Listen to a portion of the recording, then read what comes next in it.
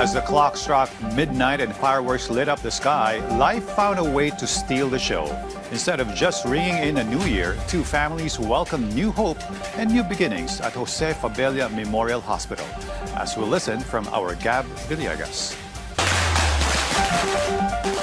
Amidst the noisy and joyful occasion of welcoming the new year, two mothers from Cavite welcomed their offsprings at the Jose Fabella Memorial Hospital in Manila. It was 12 midnight when Sally Alburo and Jenelyn Dalen gave birth to baby Yuri and baby Zamara, respectively. The nurses and staff of the hospital couldn't hide their joy for the birth of the two babies. The births of baby Yuri and baby Zamara were only 10 seconds apart. The two mothers also felt joy giving birth to their offsprings. Masaya po. Kamusta yung experience bago yung bagong panganganak? Masakit po. Sobra. Kahit po 34 weeks lang po yung baby ko po. Sobrang saya po. Overwhelmed.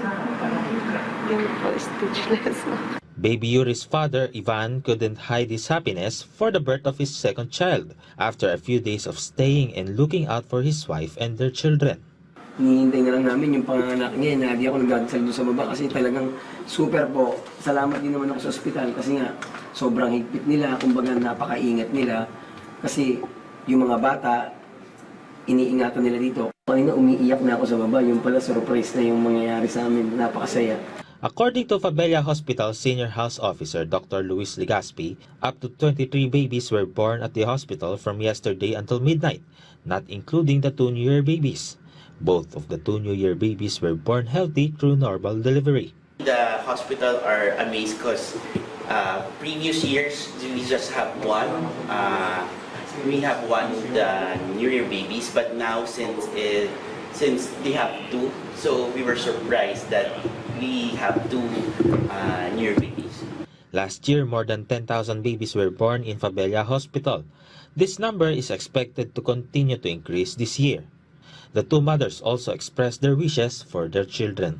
Sana po maging mabait po. Saka po masunod sa magulang. Saka po makadis po.